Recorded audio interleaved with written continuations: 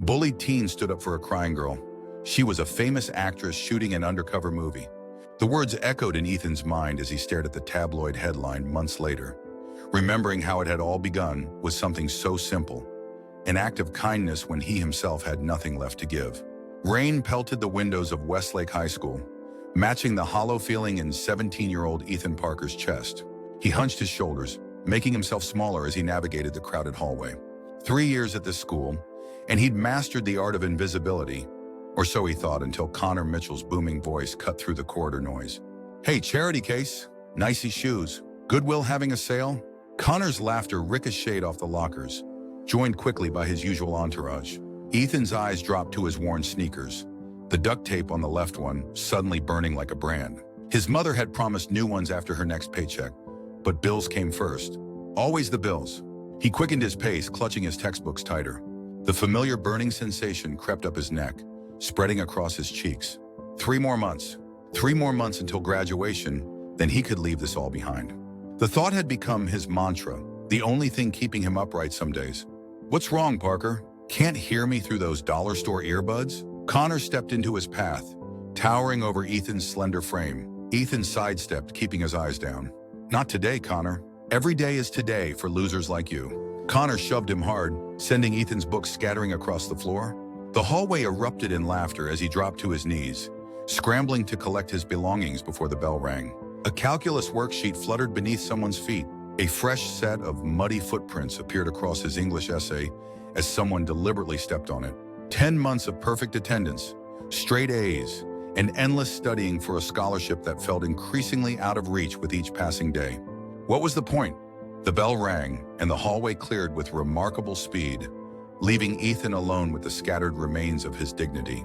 He was going to be late for AP chemistry again. Mr. Hoffman had warned him last time that another tardy would mean detention, which meant missing his shift at Gino's Pizza, which meant less money toward those ever-mounting bills. With trembling hands, he gathered the last of his papers, shoving them haphazardly into his backpack. The zip caught on fabric, breaking off in his hand, and something inside him snapped along with it. Hot tears pricked at his eyes. He blinked them back fiercely, refusing to give anyone the satisfaction, even with no one around to witness his humiliation. "Breathe," he whispered to himself. "Just breathe." The late bell rang, its shrill tone echoing through the now empty hallway. Detention was inevitable. So was the lecture from his boss, the disappointment in his mother's eyes when he brought home less than she was counting on. The weight of it all pressed down on his chest until each breath felt like a battle. Ethan ducked into the nearest bathroom, needing a moment to compose himself before facing Mr. Hoffman's disapproval. He splashed cold water on his face, the shock of it bringing him back to himself. In the mirror, a pale, thin face stared back at him. Dark circles under hazel eyes, brown hair that needed a cut weeks ago. When had he started looking so defeated? He dried his hands and face with rough paper towels, wincing as they scraped against his skin.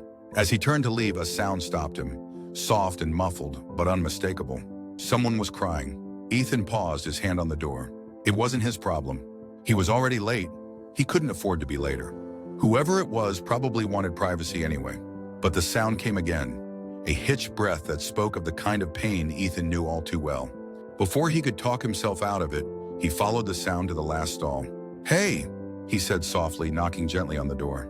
"Are you okay in there?" Silence fell immediately, followed by a clearing throat. "Wrong bathroom," a girl's voice thick with tears. Ethan blinked, glancing around at the urinals. "Actually, I think you're the one in the wrong bathroom," he said, unable to keep a touch of gentle amusement from his voice. A beat of silence followed, then a watery laugh. "Oh God, seriously? I just wanted somewhere quiet and I didn't pay attention." The stall door opened, revealing a girl about his age with red-rimmed eyes and tear-streaked cheeks. She wasn't someone Ethan recognized, which was unusual for a school their size. New, maybe? She had dark hair pulled into a messy ponytail, oversized glasses that couldn't quite hide her striking green eyes, and clothes that were, well, not typical high school fashion. A baggy sweater, worn jeans, and sneakers that made his look designer by comparison. "I'm so embarrassed," she mumbled, clutching a crumpled tissue. "Please don't tell anyone you found me crying in the boys' bathroom. That's all I need to complete this disaster of a day." Something about her vulnerability made Ethan forget his own problems momentarily. "Your secret's safe with me," he promised. But maybe we should get you somewhere less urinal adjacent? That earned him another small laugh, and she wiped at her cheeks.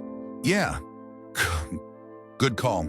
They stood awkwardly for a moment, two strangers bonded by nothing more than shared misery in a high school bathroom. I'm Ethan, he offered finally. Maya, she replied, her voice steadier now.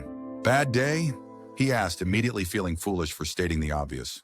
Maya's smile didn't reach her eyes. You could say that. Join the club, Ethan said, gesturing to his torn backpack in disheveled appearance. Her eyes swept over him, taking in details he wished she wouldn't see. The frayed cuffs of his jacket, the mismatched socks, the tape on his shoes. But there was no pity in her gaze, only a quiet understanding that made something in his chest unclench slightly. Want to talk about it? She asked, surprising him. Ethan almost laughed. He'd spent years perfecting the art of deflection, of answering fine to every how are you. No one actually wanted the real answer. No one had time for someone else's problems. But Maya was looking at him with genuine interest, and he found himself saying, only if you tell me why you're hiding in the boys' bathroom first. Fair enough, she agreed, then glanced at the door. But maybe somewhere else. They ended up behind the school, sitting on the concrete steps by the rarely used side entrance. The rain had stopped, leaving the world glistening and new. Maya hugged her knees to her chest as she spoke. It's my first day, she explained, and I thought I was prepared, but she trailed off, picking at a loose thread on her sweater. High school is just so intense. Everyone seems to have their place, their people. And I don't fit anywhere. Ethan nodded. That feeling doesn't necessarily go away even after 3 years, he admitted. Great. Very encouraging, she said, but her small smile took the sting from her words. I'm not exactly the school's welcome ambassador. Ethan replied with a self-deprecating shrug. More like the cautionary tale. Maya studied him thoughtfully. Why is that? The direct question caught him off guard. Most people either already knew or didn't care enough to ask. I'm the scholarship kid, he said simply. Single mom, wrong side of town, thrift store clothes. In a school where status is everything, I have none. And that matters because, Maya pressed. It shouldn't, Ethan conceded. But it does, especially to guys like Connor Mitchell, whose daddy's name is on half the buildings downtown. Maya's expression darkened. Connor Mitchell, let me guess. Tall, too much hair gel, thinks the world revolves around him. You've met him already? Ethan wasn't surprised. Connor made it his business to welcome every new student, especially girls. Unfortunately, Maya's fingers curled into fists. He cornered me this morning, asked if I needed someone to show me around, then laughed when I said no thanks. Called me, well, not nice things when I wouldn't give him my number. Anger flashed through Ethan, hot and unexpected. That sounds like Connor. It was after that when I kind of lost it. She looked embarrassed.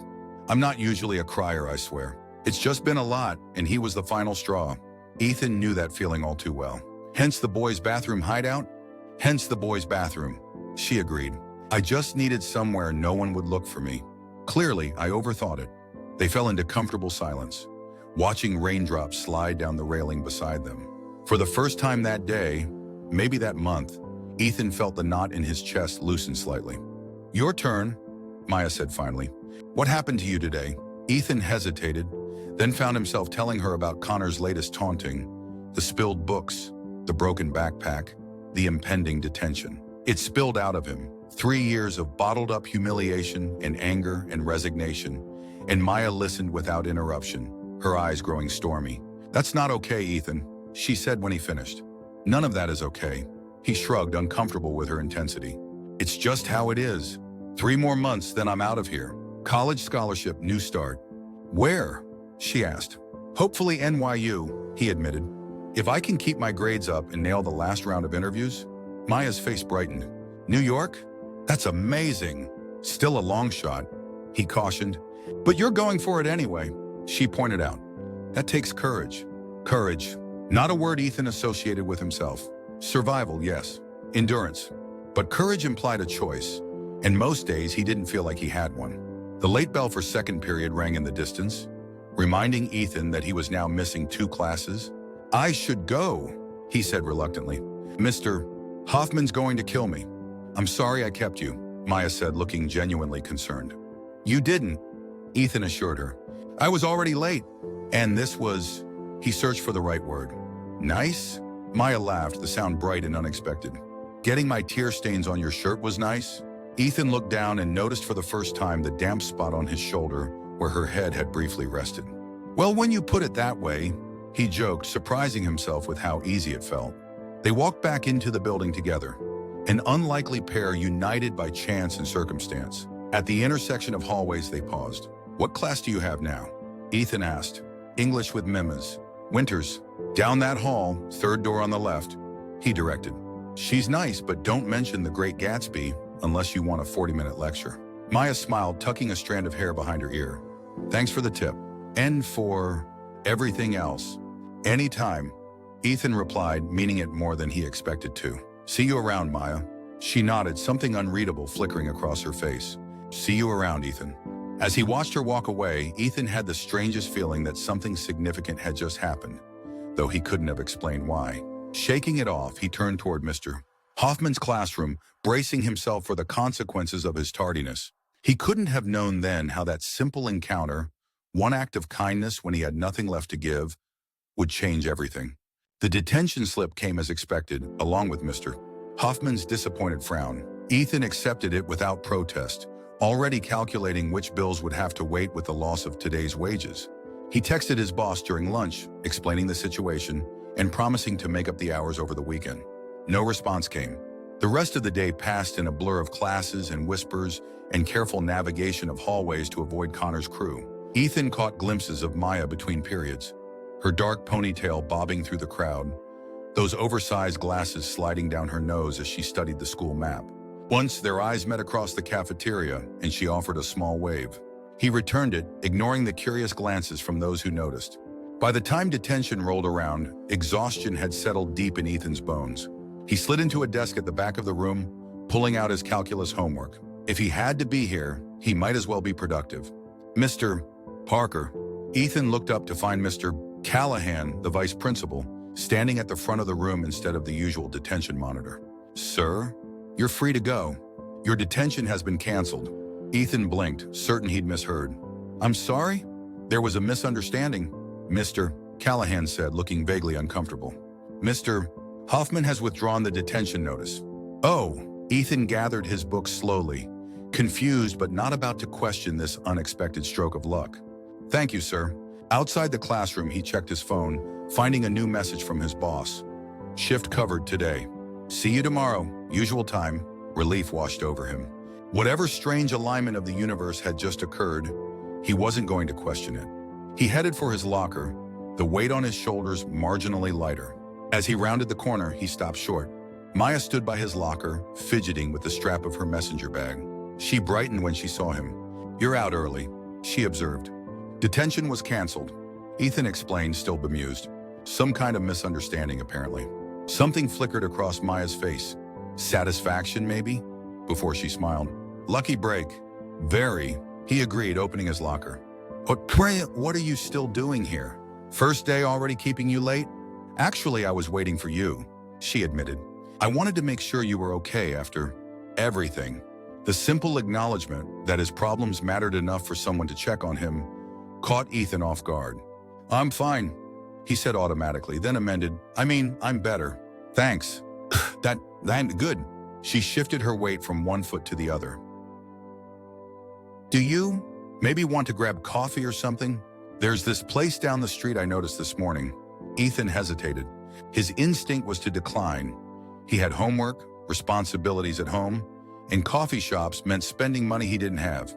But looking at Maya's hopeful expression, he found himself nodding. Sure, he said. I could use some caffeine. The relief on her face was immediate and genuine. Great, my treat, to thank you for rescuing me from the boys' bathroom. You don't have to, he started. I want to, she insisted. Please? There was something in her tone that suggested this mattered to her, though Ethan couldn't imagine why. Okay, he conceded, but just this once. The coffee shop was a small, independent place 2 blocks from school, with mismatched furniture and local artwork on the walls. Maya ordered a complicated concoction with extra whipped cream. Ethan chose a simple black coffee, the cheapest thing on the menu despite Maya's assurances that he could get whatever he wanted. They settled at a corner table by the window, steam rising from their mugs as rain began to fall again outside, turning the world gray and soft around the edges. "So," Maya said, licking whipped cream from her upper lip, "tell me about NYU. What do you want to study?" And just like that, they were talking again, conversation flowing as easily as it had behind the school that morning. Ethan found himself explaining his dream of becoming an architect, designing sustainable housing for low-income communities like the one where he'd grown up. Maya listened intently, asking thoughtful questions that suggested a deeper understanding than he would have expected. "What about you?" he asked eventually. "What brings you to Westlake in the middle of senior year?" A shadow passed over Maya's face. "Family stuff," she said vaguely. "My dad's job. We move around a lot." "That must be tough," Ethan said, thinking of how hard it had been to establish himself at just one high school. Maya shrugged. "You get used to it. Never unpacking completely, keeping relationships surface level." She traced the rim of her mug. "It's lonely sometimes, but it's also, I don't know, freeing in a way. No one expects anything from you when they know you're just passing through." There was something in her words that rang false to Ethan, a practiced quality he recognized from his own deflections. But he didn't press. Everyone had their secrets, their safe stories they told the world. "Well, Westlake's not so bad," he offered. "Once you get past the Connors of the world." Maya's expression darkened at the mention of Connor's name. "People like that," she said quietly, "they think they can just take things from others. Dignity, opportunity, joy, and no one ever stops them." The vehemence in her voice surprised Ethan. "Sounds like you've met a few Connors before." Too many." She straightened, visibly shaking off the negative energy. "But enough about him. Tell me more about these sustainable housing designs." They talked until their coffees grew cold, the rain outside turning to a gentle mist as afternoon faded into evening. For the first time in longer than he could remember, Ethan felt seen, not as the scholarship kid or the boy with the single mom or the target of Connor's cruelty, but as himself, his ideas, his dreams, his thoughts that mattered. When they finally stepped outside, the air was cool and damp, streetlights reflecting in puddles at their feet. "I should get home," Ethan said reluctantly. "My mom will be wondering where I am." Maya nodded. "Me too. But this was nice. Really nice." "Yeah," Ethan agreed. "It was. See you tomorrow?" There was a hint of uncertainty in her question, as if she genuinely feared he might say no. "Definitely," he assured her. "Maybe we can have lunch together?" The cafeteria is a war zone, but there's a decent spot out by the athletic fields if it's not raining. Her smile was like sunrise. "I'd like that." They parted ways at the corner, Maya heading toward the nicer neighborhoods to the east, Ethan walking west toward his own more modest home. The strange, buoyant feeling in his chest carried him all the way there, persisting even as he helped his exhausted mother with dinner and tackled his mountain of homework late into the night. For the first time in months, he fell asleep without the knot of dread that usually accompanied thoughts of the next school day. Morning brought reality crashing back in the form of Connor Mitchell, who seemed to have made it his personal mission to ensure Ethan remembered his place in the Westlake hierarchy. "Looking better today, Parker," Connor commented, falling into step beside Ethan in the hallway. "Did you mug someone for that backpack, or is your mom working extra shifts at the diner?" Ethan clutched the straps of his new backpack, a simple, sturdy replacement his mother had insisted on buying last night, despite his protests that the old one was still usable. "Leave me alone, Connor. Just making conversation," Connor replied with mock innocence. "Heard you were getting cozy with the new girl yesterday. Word of advice? Aim lower. Even fresh meat has standards." Anger flashed hot in Ethan's veins, but he tamped it down. Rising to Connor's bait never ended well. "Nothing to say," Connor pressed, disappointment evident in his tone. He lived for reactions, for the power of knowing he could affect others. "Guess she already figured out what a loser you are, huh?" Ethan forced himself to keep walking, eyes straight ahead. 3 more months. 3 more months until none of this mattered. "Hey, Ethan." Maya's voice cut through the crowded hallway, bright and clear. She wove through the mass of students, that messy ponytail bouncing, a genuine smile lighting her face when she reached him. Without hesitation, she threw her arms around him in a quick, friendly hug that left him stunned. "I was hoping to catch you before first period," she said, either oblivious to or deliberately ignoring Connor's presence. "I found that book I was telling you about yesterday. The one about Gaudi? I brought it for you." She rummaged in her bag, pulling out a glossy architecture book that looked both expensive and well-loved. She handed it to Ethan with a smile that seemed to say, "Play along." "Wow," Ethan managed, taking the book. "Thanks, Maya. This is really thoughtful." Connor cleared his throat pointedly, and Maya turned to him with exaggerated surprise, as if just noticing him. "Oh, hello," she said coolly. "You're Connor, right? From yesterday?" The dismissive tone in her voice was subtle but unmistakable. Connor's eyes narrowed. "That's right," he confirmed. "And you're the new girl who doesn't know her place yet." Maya raised an eyebrow. "My place? Is that somewhere near you? Because if so, I think I'll pass." A few nearby students fell silent, watching the exchange with undisguised interest. Connor Mitchell being challenged was rare enough. Being challenged by a new girl was unprecedented. Connor's smile turned cold. "Careful, sweetheart. You're making enemies before you've even made friends." "Actually," Maya replied, linking her arm through Ethan's, "I've already made one excellent friend. Quality over quantity, you know." The proprietary way she held Ethan's arm, the casual confidence in her voice. It was a performance, Ethan realized. She was establishing herself as someone who couldn't be intimidated, and using her apparent connection to him as a shield they could both shelter behind. Connor's gaze flicked between them, calculation visible in his eyes. "Interesting choice," he said finally. "Guess every school needs its charity cases." With that parting shot, he sauntered away, but the usual sting of his words was dulled by Maya's warm presence at Ethan's side. "Sorry if that was weird," she whispered once Connor was out of earshot. "He just seemed like he was giving you a hard time, and I thought it was perfect," Ethan assured her, surprised to find he meant it. "But you've probably just put yourself on his radar. He doesn't like being challenged." Maya's smile turned mischievous. "It's sure not good. I don't like bullies." The warning bell rang, and students around them began hurrying toward classrooms. "What's your first class?" Ethan asked. "History with Mr. Davis." "That's on my way. I'll walk you." As they navigated the crowded hallway together, Ethan became aware of the curious glances they were attracting. New girl and social outcast, not the expected pairing. But for once, he found he didn't mind the attention. There was something about Maya that made him feel not exactly confident, but less alone. As if the two of them were in on a secret that no one else understood. "We're still on for lunch?" she confirmed as they reached her classroom. Ethan nodded. "Meet you by the west exit at noon?"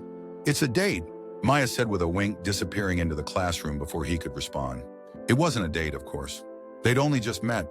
But as Ethan continued to his own class, he couldn't help but notice that the hollow feeling in his chest had been replaced by something warm and unfamiliar.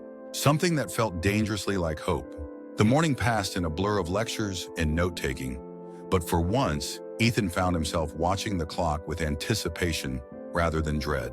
When noon finally arrived, he made his way to the west exit, half expecting Maya to have forgotten or changed her mind. But there she was, waiting with a brown paper bag in hand and that same bright smile. "I brought lunch," she explained as they walked toward the athletic fields. "Nothing fancy, just sandwiches and stuff. I figured we could share?" The casual generosity of the gesture touched something deep in Ethan. He'd brought his usual meager lunch, an apple and a granola bar, stretched to make his meal plan points last until the end of the month. But the prospect of sharing a real meal was too tempting to decline. "That sounds great," he said. "Thanks." They settled on a dry patch of grass beneath a sprawling oak tree, far enough from the main building to afford some privacy, but still within the school's boundaries. Maya spread out her feast, sandwiches with thick slices of turkey and cheese, homemade chocolate chip cookies, fresh strawberries, bottles of sparkling water. More food than two people could reasonably eat in one sitting. "This is a lot," Ethan observed, trying to keep the surprise from his voice. Maya shrugged, looking slightly embarrassed. "I get carried away sometimes. My mom says I feed people to show I care." The admission was oddly vulnerable, and Ethan found himself smiling. "Well, I'm not complaining. This looks amazing." As they ate, the conversation flowed just as easily as it had at the coffee shop.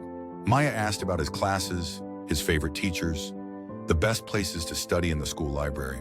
Ethan found himself opening up, sharing small details about his life that he usually kept carefully guarded.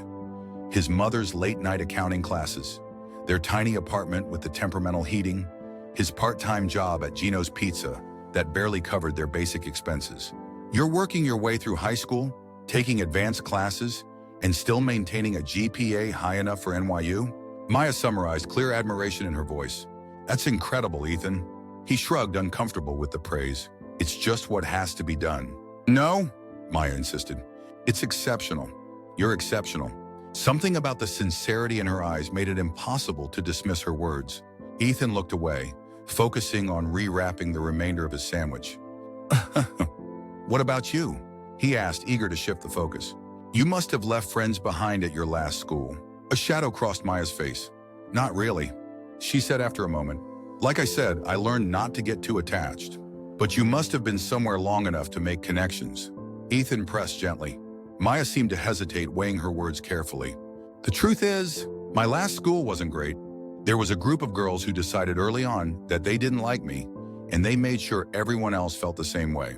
The admission came reluctantly, as if extracted against her will. Ethan recognized the careful neutrality in her tone, the same one he used when talking about Connor's bullying, as if by downplaying it, he could diminish its impact. I'm sorry, he said quietly. That must have been hard. Maya's smile didn't reach her eyes. It taught me a lot about people, about how cruelty works, how it spreads, how easy it is to become isolated when someone with social power decides you're a target. Is that why you stood up to Connor this morning? Ethan asked. Because you know what it's like? She nodded, looking out across the field rather than at him. When I saw how he was treating you, I couldn't not say something. I've been on the receiving end too many times to stay silent. There was a depth of understanding in her words that resonated with Ethan's own experience. She got it, truly got it, in a way that well-meaning teachers and counselors never had. Well, he said lightly, your intervention definitely confused him. Connor's not used to being challenged, especially not by pretty new girls who should be falling all over themselves to impress him. The words pretty new girls slipped out before he could catch them, and he felt heat creep up his neck. But Maya just smiled, looking pleased. You think I'm pretty? She teased. Ethan busied himself with gathering their trash, hoping his embarrassment wasn't too obvious. I think you know you are, he deflected. Maya laughed, the sound genuine and bright. That's not an answer, Ethan Parker. He looked up then, meeting her gaze directly. Yes, he said simply. I think you're pretty. Something shifted in the air between them. A new awareness, a possibility that hadn't existed before. Maya's smile softened into something more intimate, more real. Well, she said softly, I think you're pretty exceptional yourself. The moment stretched between them, fragile and new. Ethan wasn't sure what might have happened next if the bell hadn't rung, signaling the end of lunch period. They both jumped slightly, the spell broken. We should get back, Ethan said, gathering their things. Maya nodded, but as they walked toward the school building, she slipped her hand into his with a naturalness that took his breath away. Ethan squeezed her fingers gently, and she returned the pressure, a silent acknowledgement of whatever was growing between them. They parted at the entrance, Maya heading to her art class, while Ethan made his way to physics. But the warmth of her hand lingered in his palm, a tangible reminder that for the first time in years, he wasn't facing Westlake alone. The next 2 weeks unfurled in a pattern that quickly became the new rhythm of Ethan's life. Mornings with Maya by his locker, sharing coffee and conversation before classes. Lunches beneath their oak tree, sometimes joined by a few of the quieter students who seemed drawn to their little island of acceptance. Evenings divided between work at Gino's and studying with Maya at the public library, where she insisted on buying him dinner from the cafe despite his protests. Connor's taunting continued, but it seemed to have lost some of its sting. It was harder to feel like a social outcast when Maya lit up every time she saw him, when she linked her arm through his in crowded hallways, when she saved him a seat in the classes they shared. Her friendship was like a shield, not because it stopped the cruel words, but because it made them matter less. And it was friendship, just friendship, though Ethan sometimes caught himself watching the way she tucked her hair behind her ear when she was concentrating, or how her nose scrunched up when she laughed. There were moments when he thought she might be watching him too, but he pushed those thoughts away. Someone like Maya, with her easy confidence and boundless kindness, couldn't possibly be interested in him that way, until the day she was.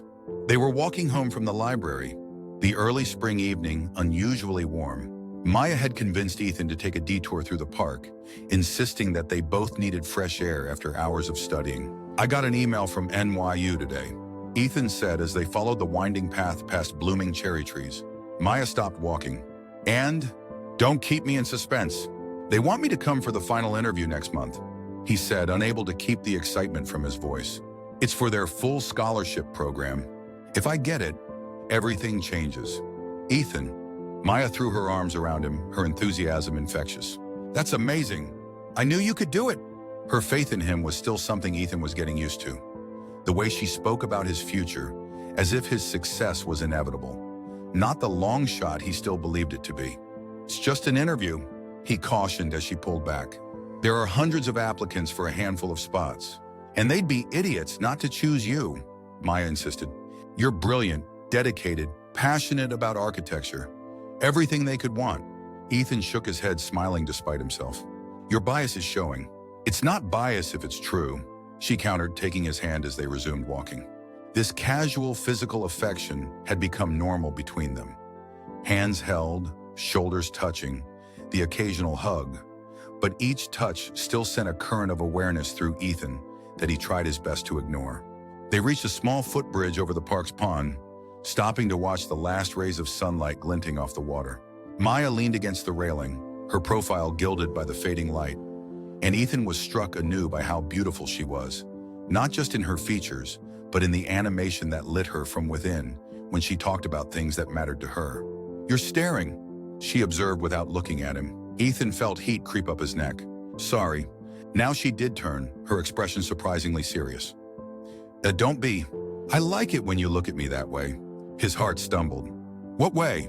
Like you're seeing something no one else does, she said softly. Like I'm real to you. The vulnerability in her voice caught him off guard. You are real to me, he said, confused by the suggestion that she might be anything else. The most real person I know.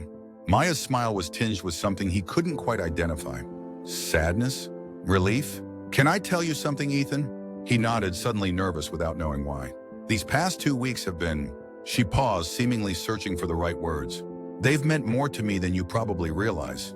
Meeting you, getting to know you, it's changed things for me. For me too, Ethan admitted, the words emerging more easily than he expected. Before you came, I was just existing, counting down the days until I could leave. But now, she prompted when he trailed off. Ethan took a deep breath, gathering his courage. Now I look forward to every day. Because of you. The confession hung between them, more revealing than he'd intended. Maya's eyes widened slightly, a soft "oh" escaping her lips. I shouldn't have said that. Ethan backtracked, suddenly afraid he'd crossed some invisible line. I don't want to make things weird. Ethan, Maya interrupted, stepping closer until barely a breath separated them. Do you want to know why I was really crying that first day in the bathroom? The non sequitur caught him off guard. Why? Because I was scared, she admitted.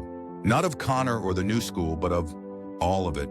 The pressure, the expectations, the feeling that I was pretending to be someone I'm not.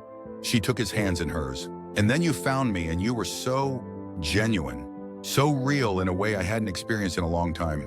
You made me feel like maybe I could be real too. The intensity in her eyes made it hard to breathe.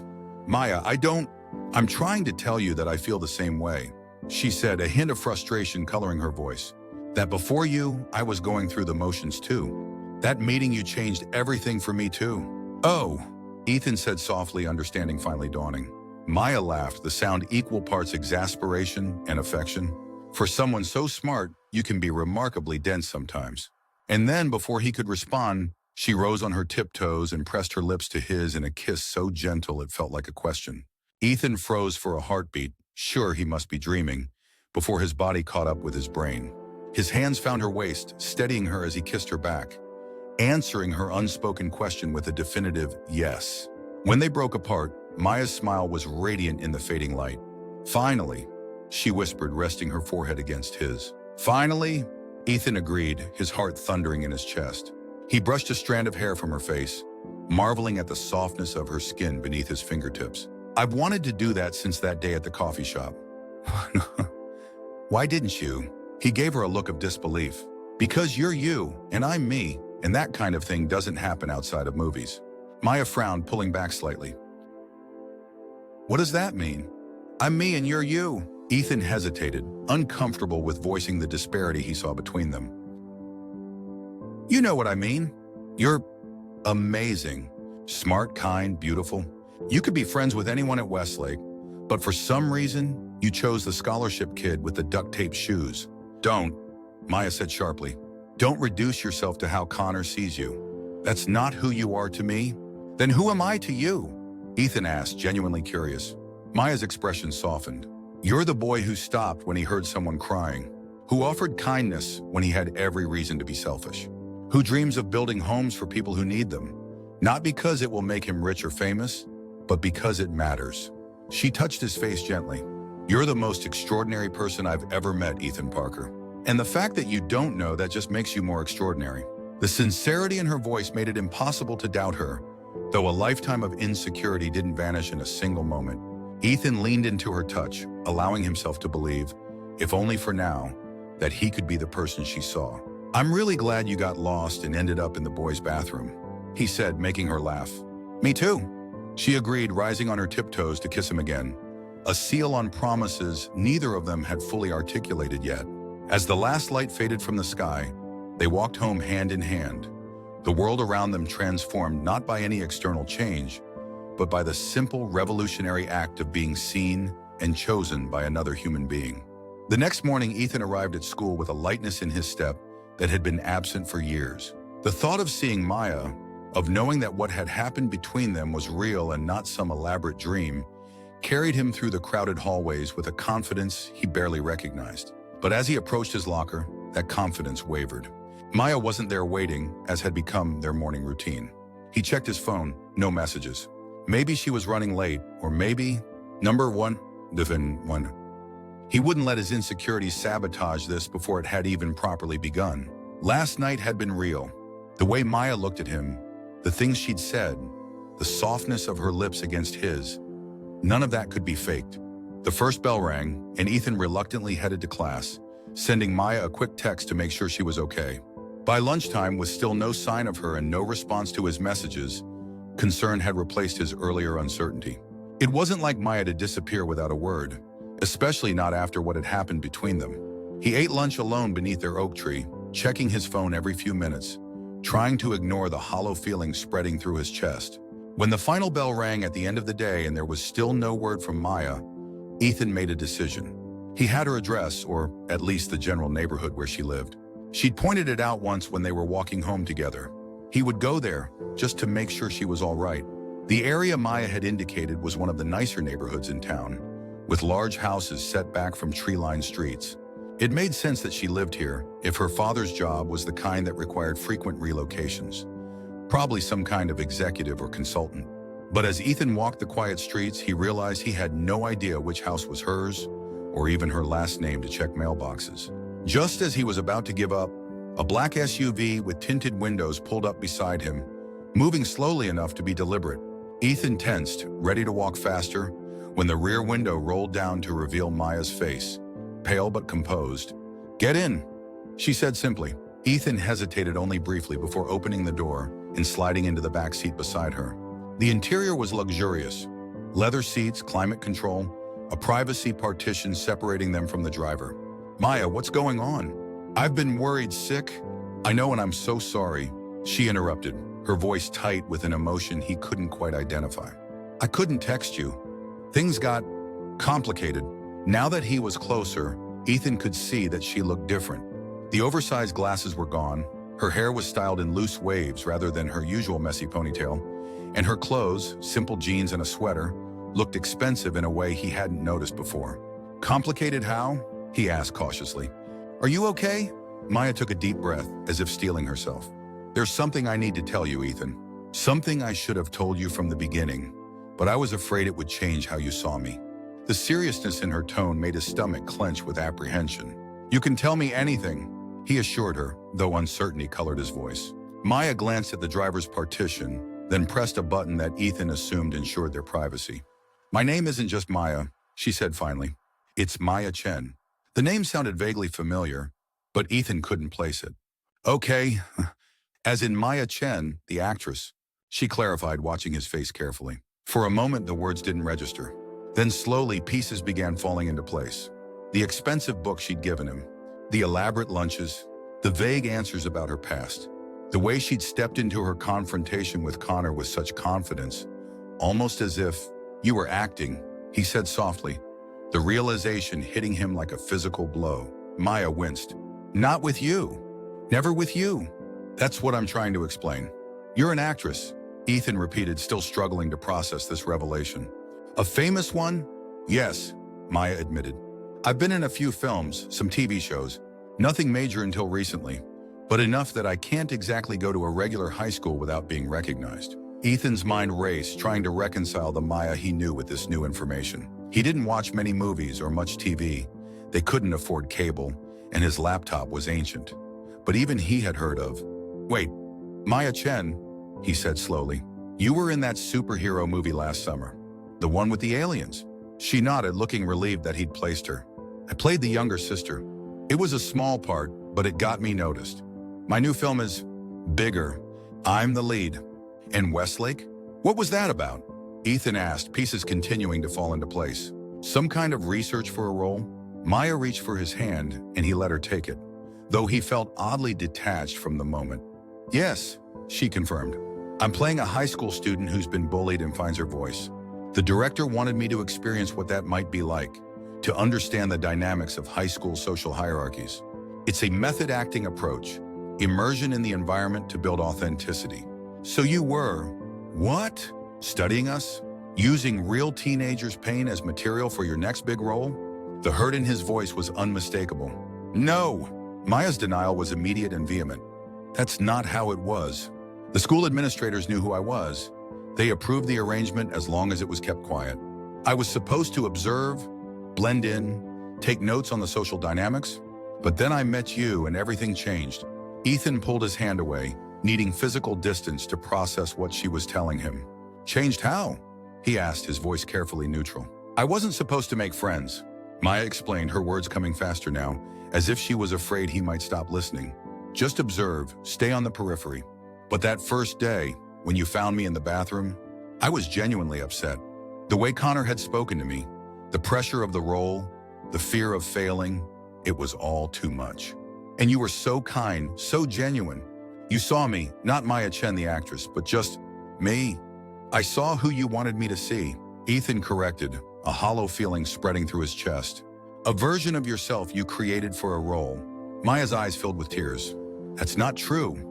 With you, I was more myself than I've been in years. The industry, the fame, it changes how people see you, how they treat you. Suddenly, everyone wants something from you. But you wanted nothing from me except my company. Do you have any idea how rare that is in my world? There was a raw honesty in her voice that made Ethan pause. Whatever else might be true, this at least seemed genuine. Why are you telling me now? He asked finally. Maya wiped at her eyes, composing herself. Because filming wrapped yesterday. The movie parts at Westlake were just background shots, classroom scenes, nothing major. The director got what he needed. I was supposed to disappear quietly, transfer out with some excuse about my dad's job changing again. But you didn't want to, Ethan guessed, understanding dawning. I couldn't, Maya corrected. Not after last night. Not without telling you the truth. She took a shaky breath. What happened between us? What's been happening these past 2 weeks? It wasn't part of any role. It wasn't in any script. It was real, Ethan. The realest thing in my life right now. Ethan sat back against the leather seat, trying to reconcile everything he was hearing. Part of him wanted to be angry, to feel used, manipulated, betrayed. But another part remembered the way Maya had looked at him on the bridge. The vulnerability in her eyes when she told him he made her feel real. Had that all been an act? If so, she deserved every award in Hollywood. So what happens now? He asked, the question encompassing far more than he could articulate. Maya hesitated. That depends on you. On whether you can forgive me for not telling you the truth from the beginning. On whether what we have is strong enough to survive this complication. Complication? Ethan repeated with a hollow laugh. That's one way of putting it. I know it's a lot to process, Maya acknowledged. And I'll understand if you need space or if this changes things for you. But I wanted you to hear it from me, not from some tabloid headline or social media post. The phrase triggered a memory, something Maya had said their first day together. Bullied teen stood up for a crying girl. She was a famous actress shooting an undercover movie. The words echoed in Ethan's mind. You said that to me that first day, about tabloid headlines. Maya looked surprised, then smiled faintly. Did I? I don't remember, but it sounds like something I'd say. Ironic foreshadowing has always been my strong suit. Despite everything, Ethan found himself smiling too. The girl sitting beside him might be Maya Chen, famous actress, but she was also still Maya, his Maya, with her quick wit and self-deprecating humor. "This is a lot to take in," he said finally. "I know," Maya agreed. "And if you need time, I understand. But there's something else you should know." She took a deep breath. "The movie wraps completely next week. After that, I have some press obligations, and then I'm moving to New York." Ethan blinked, surprised. "New York?" "I've been accepted to New York University's film program for the fall," she explained. "I deferred last year for work, but I'm ready now. I want to learn more about the production side of the industry. Maybe try directing someday." "Now why you?" Ethan repeated, the pieces clicking into place. "That's why you were so interested in my application." Maya nodded. "At first it was just a coincidence, something we had in common. But the more I got to know you, the more I hoped." She trailed off, looking uncertain. "That we might both end up there," Ethan finished for her. "Yes," she admitted softly. "Is that crazy?" Ethan looked at her, really looked at her, trying to see past the revelation to the person he'd come to care for so deeply these past weeks. The girl who'd stood up to Connor on his behalf, who'd listened to his dreams about sustainable architecture with genuine interest, who'd seen value in him when he struggled to see it in himself. "Yes," he said finally. "It's completely crazy." A small smile tugged at his lips. But then, so was a famous actress pretending to be a normal high school student and falling for the school outcast. Hope flickered in Maya's eyes. "Does that mean you don't hate me?" "I don't hate you," Ethan confirmed. "I'm confused and hurt that you didn't trust me sooner, but..." He sighed, the last of his anger draining away. "I understand why you didn't, and I can't pretend that what's happened between us doesn't matter to me." "It does. You do." Maya's smile was like the sun breaking through clouds. "So where does that leave us?" It was a good question, one Ethan wasn't sure he had an answer for yet. "Honestly, I have no idea.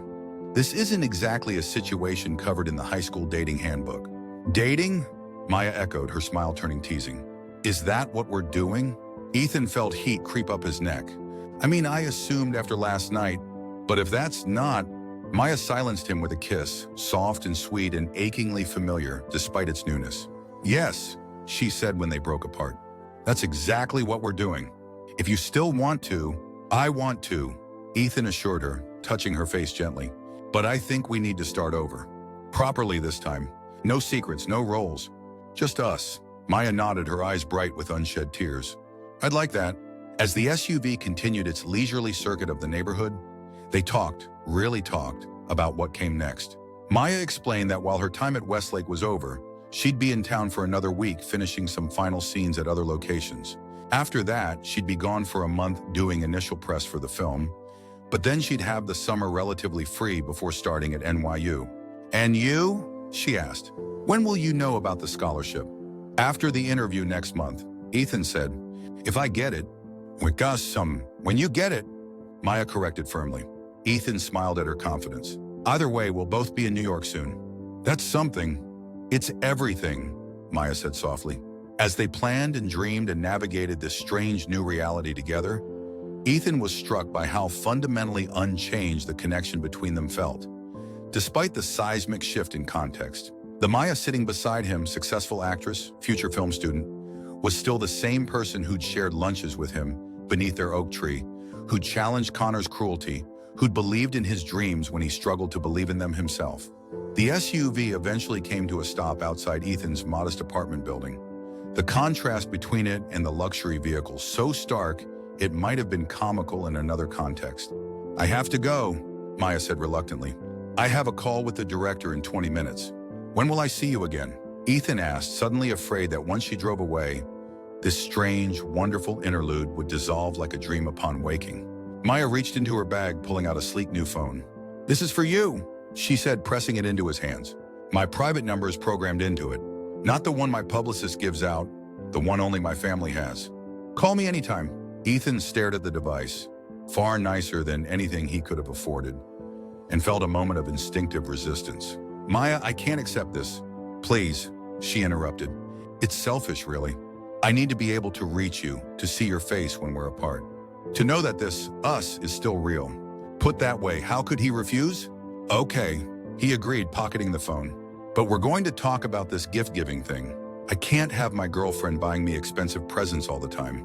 Maya's smile brightened at the word girlfriend. We'll negotiate terms, she promised. But right now I really do have to go. They shared one last kiss, sweet with the promise of more to come, before Ethan stepped out of the SUV.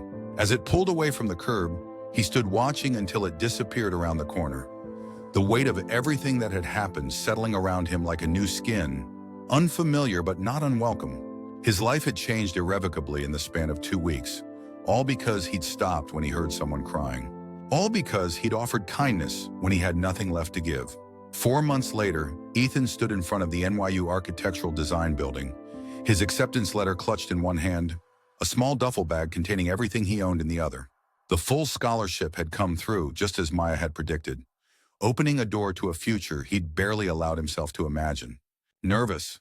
Asked a familiar voice behind him. Ethan turned to find Maya watching him with that same smile that had first captivated him in a high school bathroom, what felt like a lifetime ago. She looked different now, her hair longer, her confidence more settled. But her eyes still held that same spark, that same genuine warmth that had seen him through the most transformative period of his life. Terrified, he admitted, taking her outstretched hand. But in a good way. Maya squeezed his fingers reassuringly. You're going to be amazing. You already are. The past 4 months had been a whirlwind.